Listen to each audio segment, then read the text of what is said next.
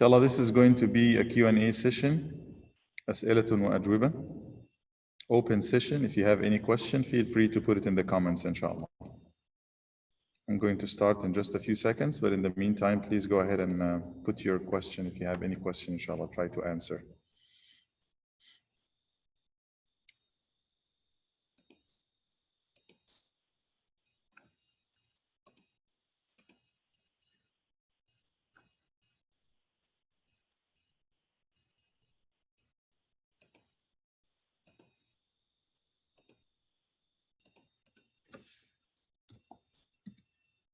That's a Q&A session.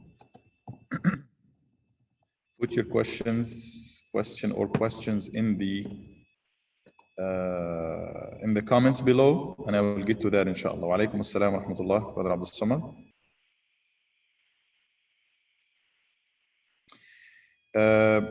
That is Brother Abu Bakr is asking a question. When will my wife start to pray after giving birth? I'll get to that in just a second. Just making sure that the live stream is going to all the pages right here. So please go ahead and put your questions in the comments. I'll get to all of these in just a second, inshallah, tabarak wa ta'ala.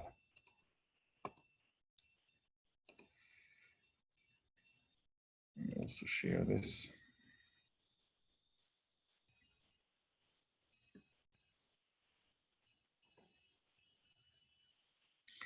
اللهم صل على سيدنا محمد وعلى آله وصحبه أجمعين.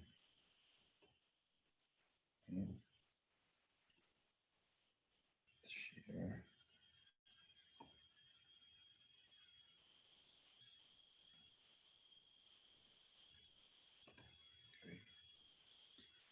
Again, this is a question and answer session. Go ahead and put your questions, Islamic questions, inshallah, and I will get to these in the next few minutes, inshallah, tabarak wa ta'ala, as much as I can. May Allah bless you.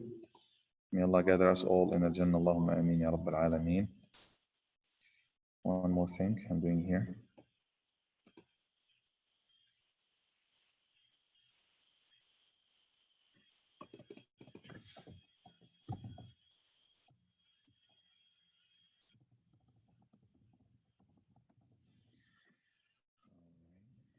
Should be good to go.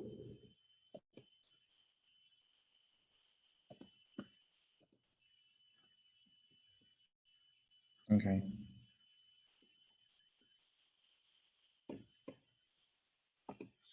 بسم الله الرحمن الرحيم الحمد لله والصلاة والسلام على سيدنا محمد رسول الله وعلى آله وصحبه ومن والاه. We always start by praising Allah subhanahu wa ta'ala, sending the best of peace and blessings to the soul of our Prophet Muhammad, the messenger of Allah, and everybody who follows in the righteous path until the day of judgment. Allahumma ameen ya Rabbil Alameen. Welcome to a new Q&A session, question and answer session. If you have any question, please feel free to put that in the comments below right now as you're watching us live, inshallah. That is the chance to get your questions answered, inshallah. So the first question I got is from Brother Abu Bakr, and the question is about nifas or the type of blood that the woman has after birth bleeding. During that period, the woman cannot pray. The woman is not supposed to touch the Quran. The husband-wife relationship is not supposed to happen, the intimacy and or intercourse in specific, amongst a few other things. So the question is about when will the woman start to get back to regular again. It's by either one of two things. By the blood stopping completely, and if it is tested by a cotton or by anything to be put in the place and it's coming out with no blood whatsoever, and it continues like this for a little bit, then even if this happens after 10 days or 5 days or 20 days, then the woman is clear and she can come back to regular by praying and everything, after she makes sure that the blood stops. How to make sure? They know the ways to test that. There's no more bleeding. And it can be tested, so there's no more bleeding. That means it's the end of that blood. That is the first sign. If the bleeding continues, even though it's very little, even though it's drops, when it's tested by a cotton, to be inserted or something, still there is some color in there, then that means it's bleeding. The woman would continue to abstain from praying or doing any of the other things. That means the bleeding continues. Maximum, according to majority of scholars, is 40 days, 40 days. 40 days, 40 يوما. If she got to the 40th day, then that means it's the end of it. Even if there's still a few bleeding, that bleeding after that will be considered as istihada. Istihada means the woman can continue to pray and fast and do regular things, and even have the husband-wife intercourse and relationship. But in this case, if the bleeding continues after the 40 days, she has to wash herself, make wudu for each salah and wash the area itself. Obviously, after the 40th day or after the end of the bleeding, the woman is supposed to take a shower at the end, marking the end of the bleeding period, and continuing and starting coming back to normal. She can pray, she can fast, she can have the regular life as usual. I hope this is clear, inshallah, tabarak wa ta'ala. I hope that is clear, inshallah. Another question, and again, this is a question and answer session, أسئلة وأجوبة. If you have any question, please feel free to put it in the comments, and I will get to that, inshallah, tabarak wa ta'ala, right away. I have another question from Brother Abdul Samad, Sheikh Abdul Samad. The question is about the 10 days of the Hijjah are the best 10 days of the year. Any comparison with Laylatul Qadr or the odd nights of Ramadan? Very good question. We are receiving this coming Wednesday, inshallah. This coming Wednesday. Thank you, Brother Abu Bakr. If you have any other question, feel free to put it, inshallah. But now we are talking about those who are watching us on YouTube. Also, you can put your questions there. This topic or this question is about the first 10 days of Dhul Hijjah, the last month in the Islamic lunar calendar, which is coming, inshallah. We're receiving the month of Dhul Hijjah in just a few days. This coming Wednesday, inshallah, we will be receiving the month of Dhul Hijjah. And those 10 days of Dhul Hijjah are the best 10 days ever throughout the year. The days of the first 10 days of Dhul Hijjah are the best 10 days. The nights, as far as the nights of the last 10 nights of Ramadan, those are the best nights all over the year. So the days, as far as those coming 10 days of the Hijjah are the best. And that's why the Prophet ﷺ said, ما العمل في أيام خير وأحب إلى الله من العمل الصالح في هذه الأيام يعني أيام العشر. There's no deeds, good deeds to be done that's more dear and beloved to Allah than actions to be done on those 10 days. The first 10 days of the Hijjah, which is from this coming Wednesday, July, I think the 22nd, until the day of Eid, inshallah. Those are the best 10 days. The action on these days, there's no action in any other time that's more beloved to Allah and more dear to Allah than the actions on those 10 days, inshallah. The comparison, like I said, there's no comparison. The days of the first 10 days of the Hijjah are the best year round. The nights and the last 10 nights of Ramadan are the best. So we are talking about two different things in here. Allah swear by those 10 days, the first 10 days of the Hijjah, according to the Mufassirun, wal Fajr wa layalin ashr, it refers to those 10 days of the Hijjah. You can fast on these days. Remember Allah subhanahu wa ta'ala, say a lot of takbir, a lot of dhikr, and things like that. This is the best you can do in these days. Obviously, get ready for Eid, prepare your udhiyah if you're thinking to sacrifice. Some scholars, even if you can, said if you can afford it, you have to do it. If you intend to make udhiyah, you don't take from your nails, you don't take from your hair, as a sunnah according to the hadith narrated by Salama. Again, this is an open session, question and answer. Give us your question, put your questions in the comments, inshallah, tabarak wa ta'ala. Allahumma salli ala Sayyidina Muhammadin wa ala alihi wa sahbihi ajma'in. As far as those 10 days, we don't want to miss the day of Arafah in specific. The day of Arafah is very, very important. Jazakallah khair, Brother Abdul Samad. May Allah bless you, give you the best, akhi. The day of Arafah, which is going to be July the 30th. This, it's so special. The best dua all year round, the best dua ever is to say is in the day of Arafah. That's the best day to make dua. And the Prophet ﷺ, he said, وَخَيْرُ مَا قُلْتُ أَنَا وَالنَّبِيُّونَ مِنْ قَبْلِي, and the best ever of what I say and those prophets before me ever say is La ilaha illallah, there is no God except Allah, وحده لا شريك له, alone with no partners, له الملك وله الحمد, to him belongs the kingdom and the praise, وهو على كل شيء قدير, and he over everything is capable. That is the best dua. Any kind of dua to be said on that day, it is the best day to make dua. Inshallah will be accepted. This is the day that Allah frees from the fire of hell many, many people, more than any other day, which is the day of Arafah, the day of Arafah, which is going to be July the 30th, inshallah, most likely. Question and answer. If you have any question, feel free to put it, inshallah. This session is meant for that. اللهم صل على عبدك ورسولك سيدنا محمد وعلى آله وصحبه أجمعين.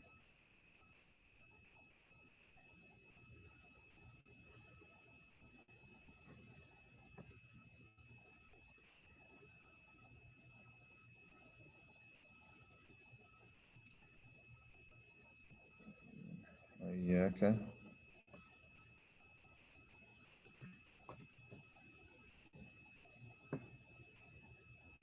Again, for those who just joined us, this is a question and answer session. It all depends on the questions that you may have. So if you have any question, feel free to put it in the comments, inshallah.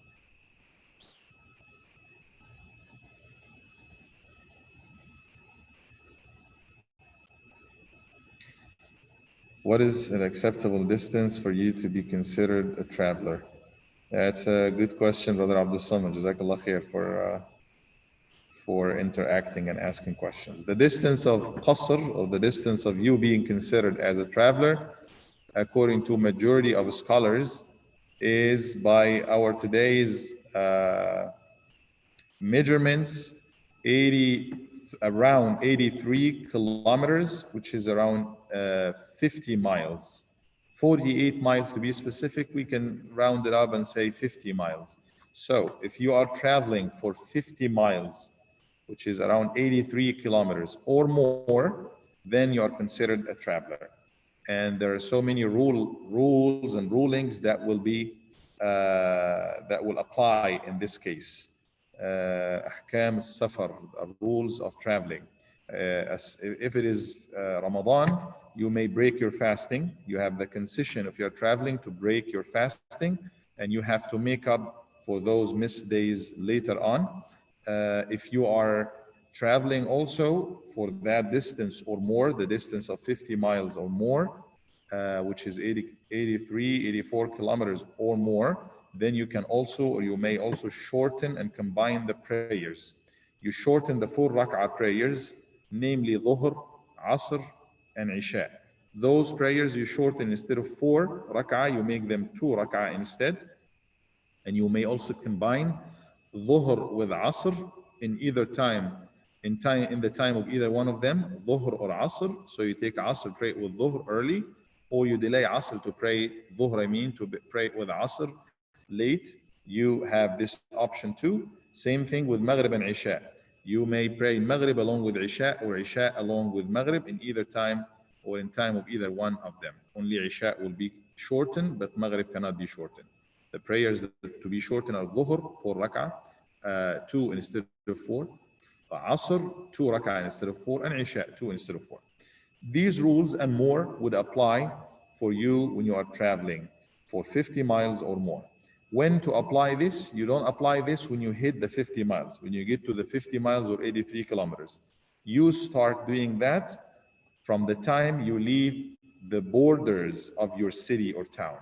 From the time you leave your town, as long as you are intending to travel for 50 miles or more, you start using the concessions of traveling. You cannot, according to majority of scholars, you cannot start using these concessions from the city you are living in or the town you are living in, because you are not considered a traveler yet.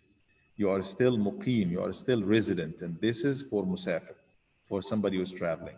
You can start shortening and combining the prayer, break your fast, all the other concessions that are given to you, you can start, or you may start using these right after you leave the borders of your city or town that you live in, even if you did not make it to the 50 miles yet, or to the 80 miles, 83 kilometers yet, as long as you're just intending to go that far.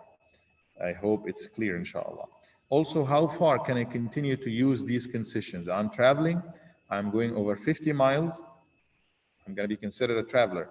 How long? If I stay there for 1 day, 2 days, 3 days, 4 days, a year, 2 years, how long can I continue to use the concessions of traveling like that? The answer is, according to the majority of scholars, or many of the scholars, it's 4 days. 4 days.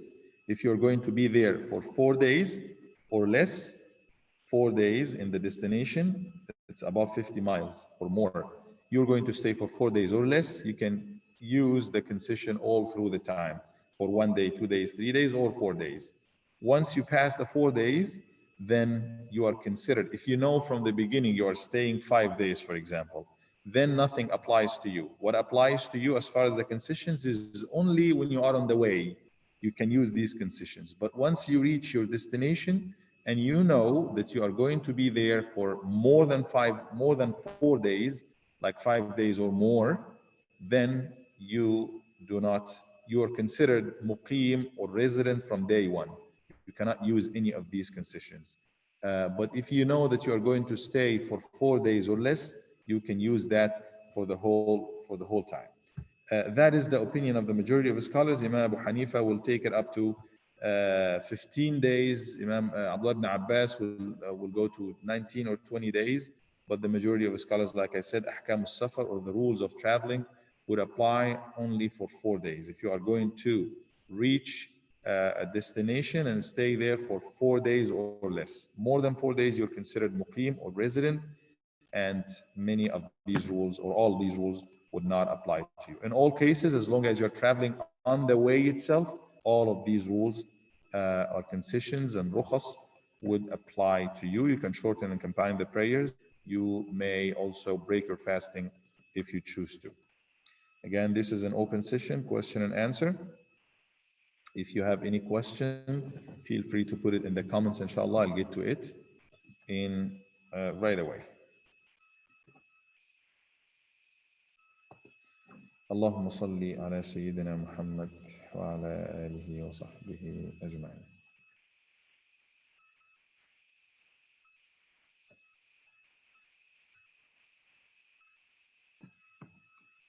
وإياكم, Brother Abdul Samad. Do you have any other questions? Keep us going.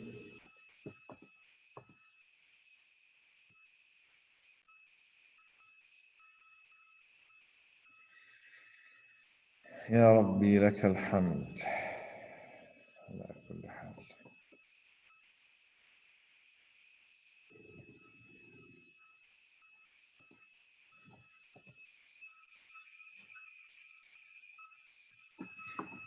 Should you combine? Brother Abdul Samad. Do you have any other questions? Keep us going. Bismillah. يا ربي لك الحمد. Okay. So, should you combine Asr with Dhuhr if you feel you can get home before Maghrib, but could be cutting close to Maghrib?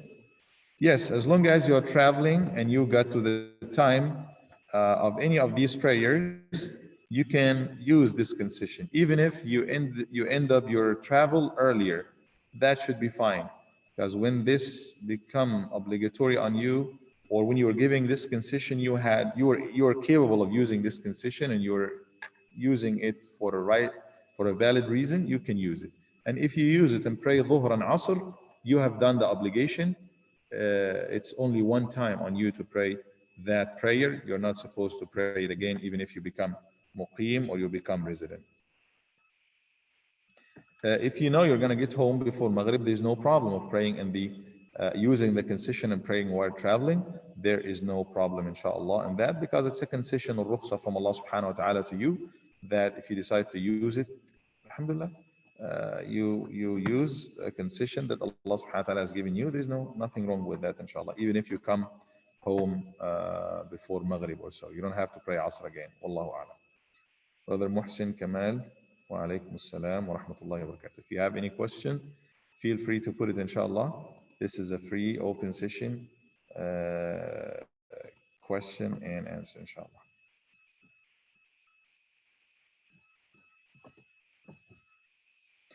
It's very good to see you all, mashallah. May Allah bless you.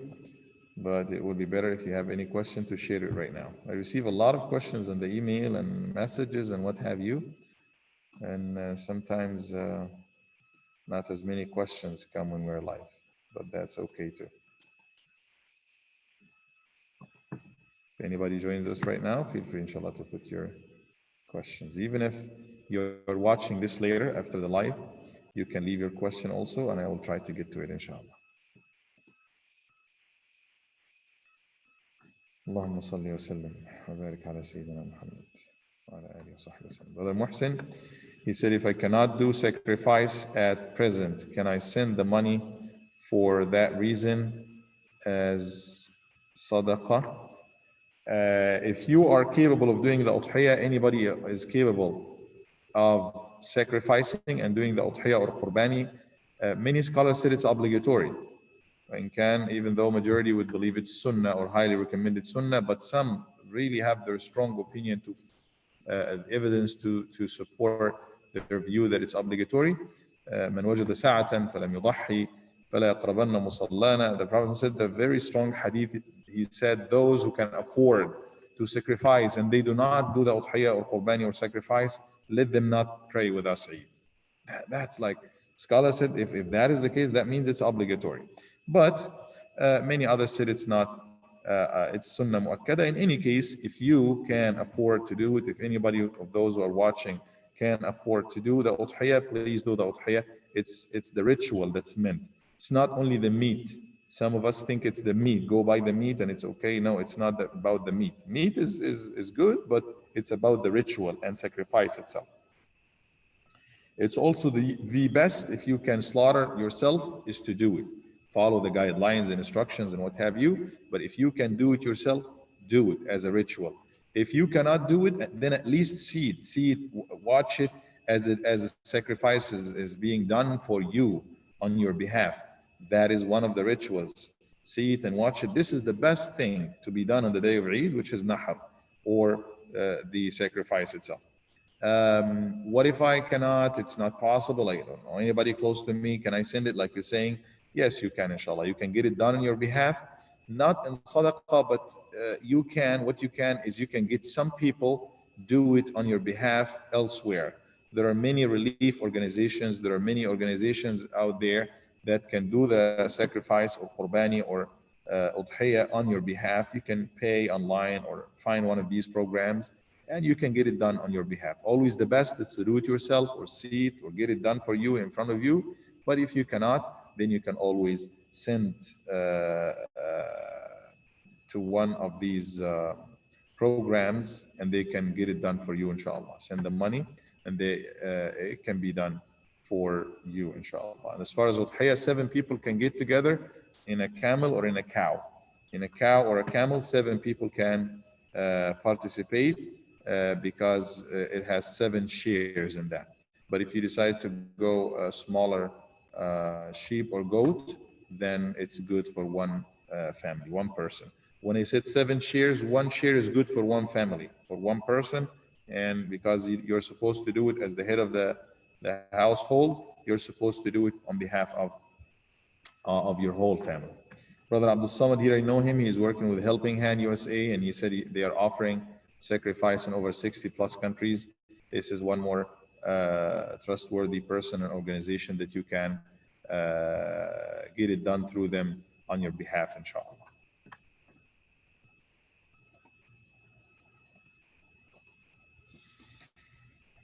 If you have any question, if you just join us, this is an open session, question and answer, Q&A.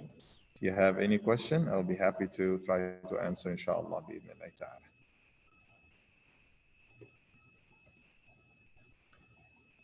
وإياك, Brother Muhsin. Jazakallah khair. May Allah bless you. Any more questions? I give you guys a few more, couple more seconds.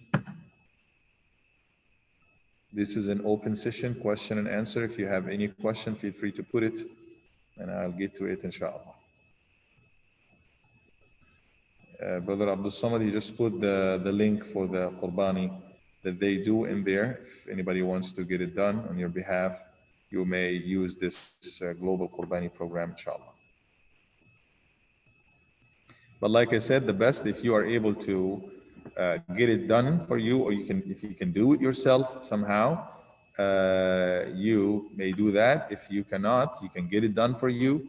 Hopefully you can see it or watch it. If you cannot, then you can always use any of these programs out there, inshallah, for Udhiyah. This is Brother Abdul Samad Sheikh. Is this a good time to ask about CBD oils and other recreational and medicinal products? Yes, why not? But I don't know what CBD oils. You can go ahead and explain to me, Brother Abdul Samad, what do you mean by CBD oils? It will be, I would need to understand what exactly are you asking about. Sister Samah is asking, wa alaikum assalam, can I sacrifice in Egypt? Yes, you can, inshallah. Like I said, if you have a farm near you or something and you can go and do it yourself, that will be the best. If you cannot, or it's difficult, or you don't have this for whatever reason, you can always do it in any country. It can be done on your behalf, inshallah, tabaraka wa ta'ala. But again, some people think it's about meat. Like I give in sadaqah, or I buy some meat and I give it to the poor. It is not only, even though part of it, after you get the ritual done, to give sadaqah, give some of the meat in sadaqah, but it's not mainly sadaqah now. It is the ritual itself, the action of sacrifice for the sake of Allah on your name or on behalf of you. The Prophet ﷺ used to do it. ضحى بكبشين أملحين أقرنين. He got two huge rams with horns, big horns, and he slaughtered them or sacrificed them. He said, one for me and my family, on my behalf and my families, and one on behalf of my ummah, or those who cannot do it of my ummah. So the udhiyah, or the ritual itself, is the most important thing excuse me, that you need to get to it. Yes, inshallah, Brother Abdul Samad, no problem. We can talk about this if you prefer so. Are there any special du'as we can make within the 10 days? The best dhikr that you can say all through is takbir and tahleel.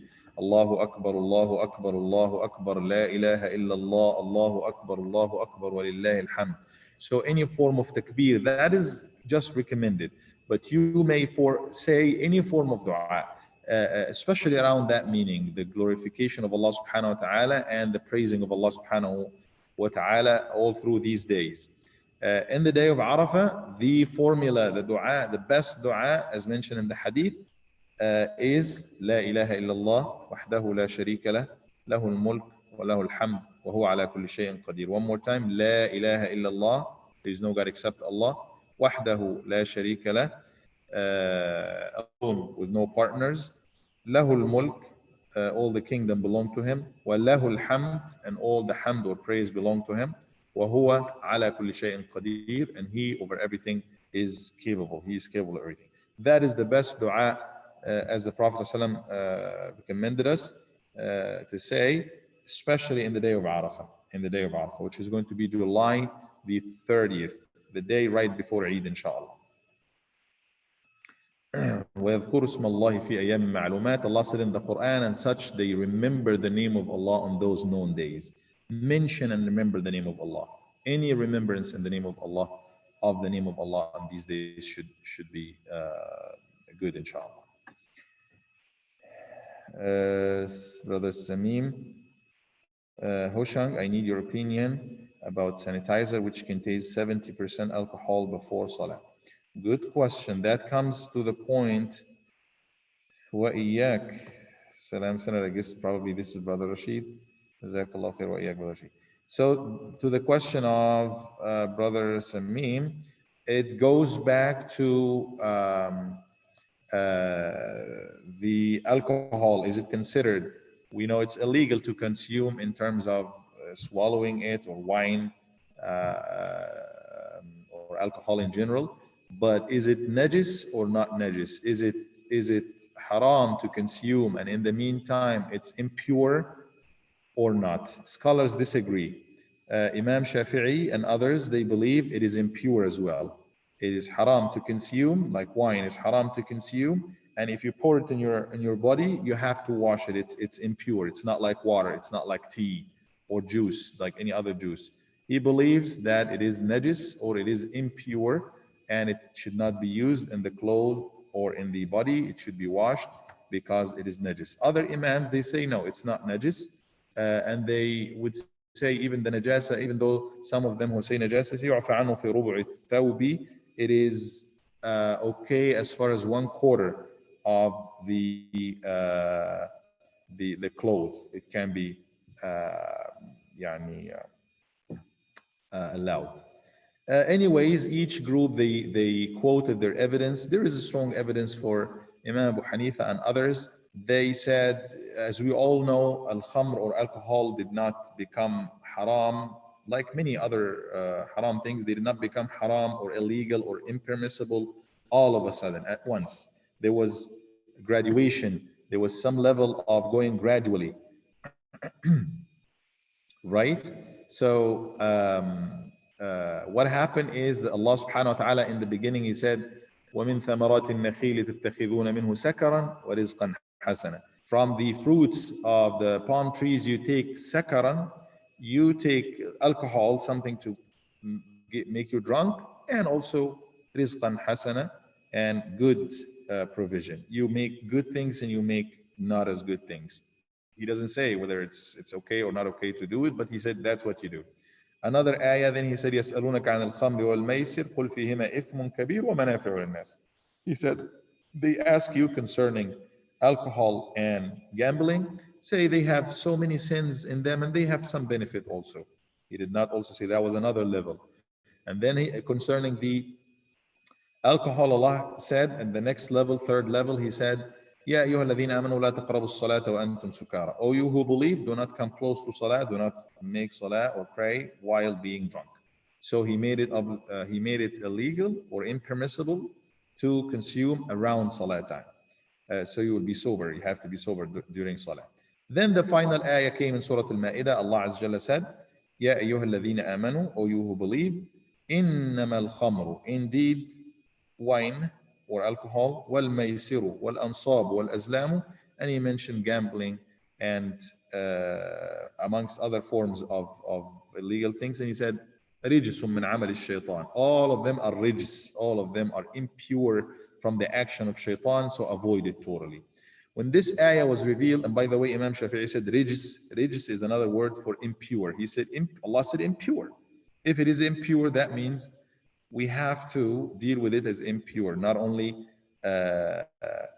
metaphorically, or not only as a meaning, abstract kind of impure, but physically, because this is one of the meanings of that term, or linguistic meanings of that term. It's impure, so it's impure physically and otherwise. But anyways, Imam Abu Hanifa said, when this ayah was revealed, what happened is Muslims, like at this time, or Arabs in general, at this time, they drink wine. It's in every house. In every house, they have alcohol. It's just like water. They used to have big and huge containers of khamr and wine and alcohol in their houses. When this ayah was revealed, years and years, Allah subhanahu wa ta'ala is making it gradually, making them don't like it, and also waiting until their faith is very strong. Now they are ready to receive this. They got it. He said, Anas ibn Malik, the narrator of the hadith, he said, Wallahi, I remember that day, we went out to Salatul Asr, to Asr prayer in the masjid, and all the streets of Medina were muddy. because of wine. Everybody got the wine they have and they pour it in the streets of Medina, so much so that we were collecting our clothes. They were like kind of collecting our clothes and trying to avoid the mud. His logic behind it not being impure, he said, if it is impure, the Prophet ﷺ would not order them to pour it, or they would not pour it in Medina like that. Even though, anyway, in any case, that's his view. When it comes to sanitizing now, this is something. Well, if you want to avoid it and you want to use something else as a sanitizer that doesn't include alcohol, that's actually going to be the best. But in cases like that, because it's disagreed on, and also it is something that's needed right now for sanitization and killing the virus, then it may be okay, inshallah, or it should be okay. And also, many of the modern scholars, they argue that actually alcohol, which is found, the element of it that's found in the sprays that we use and the sanitizers and what have you, is not the same. This is the ethanol. The one that's found in the wine, I guess it's the methanol. The one that's found in the spray is the ethanol. The ethanol is another form of alcohol, but it's not it's not to drink, because if you drink, it's not going to make you drunk. It's going to kill you. So they argue that it's totally different component. It has totally different components, even though they are very, very similar in terms of the molecules and the combination of them, like those CH, we used to study them back.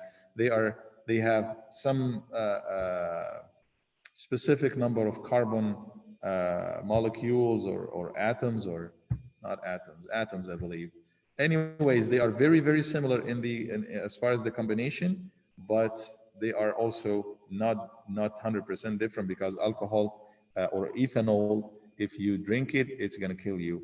They argue that it's totally something else. So if you are okay using it, that's fine. I also heard from some physicians, one physician to be specific, he was arguing against using sanitizers. I don't want to get there. It's not my arena. I'm just relaying what I heard from a physician that I know. He said it kills everything. It's not going to kill only the virus. It kills all the good bacteria and everything, which would leave you, after you use it, it would leave your hand kind of plain. Any virus or any bacteria, bad thing, it would be easy for it to attack, because when you use the sanitizer, that's his argument.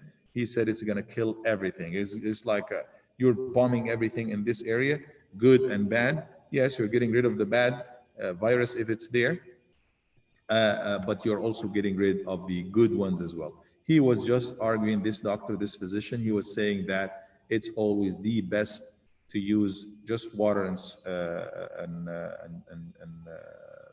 any kind of hand wash or something, any water and soap, rather than using the alcohol. If we have any physicians who might give us more details here, that would be good.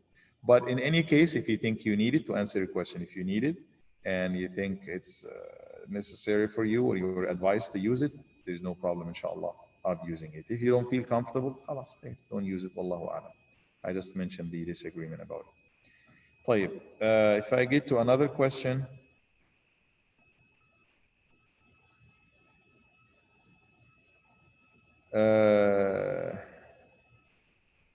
Brother Khalid, he's asking, are there any benefits to not pray al-witr until before Fajr? Yes.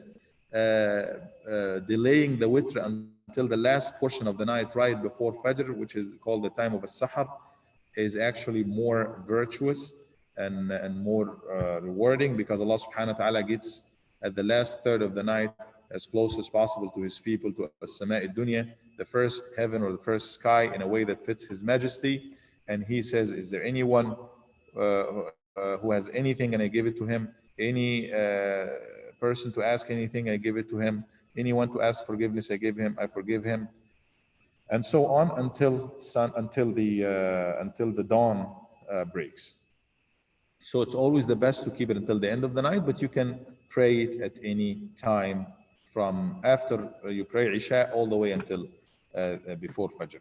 If you feel that you're going to be lazy, you're not going to wake up in time, you're going to miss it, then the best is to pray it early before you sleep, and it will count, inshallah, and will be good. But if you are sure that you will wake up at the end of the night and you can do it, that's okay, inshallah. Brother Muhsin, I intend to do sacrifice through another agency. Does does not cutting nail and hair applies in the first 10 days? Yes. If you intend to make udhiyah or sacrifice yourself or get it done on your behalf, in all of these cases, it's recommended for you to not cut your hair or clip your nails. As I mentioned, there is a hadith narrated by al-Mu'mineen, Salama radiallahu anha, to that effect, inshallah. Brother Muhsin, again, methanol is detoxic. Okay, maybe I reverse them. Methanol is the toxic one. Ethanol is the common alcohol used by the people commonly. Okay, I'm not an expert in this field, so it's probably it was mixed. But like I said, as I explained before, one of them has a methanol and it's a toxic, and they argue that the ruling doesn't apply to it. Wallahu a'lam. This is again an open session, question and answer. If anyone still got any question, feel free to put it in the comment section. And again, if you are watching this later after the live, you can still put the question there and I'll get to it inshallah later, or you can send it to me in a private message inshallah. Okay. I hope I'm not missing any question.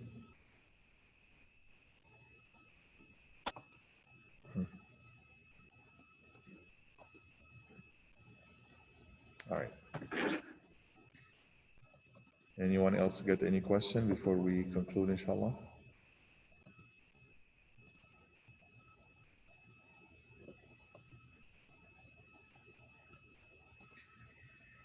اللهم صل على سيدنا محمد وعلى آله.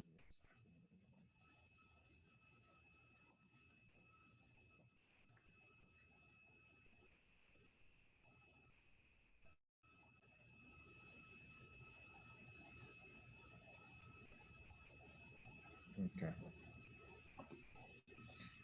Take one final look at the different pages in front of me. If there's no other question, we will conclude, inshallah.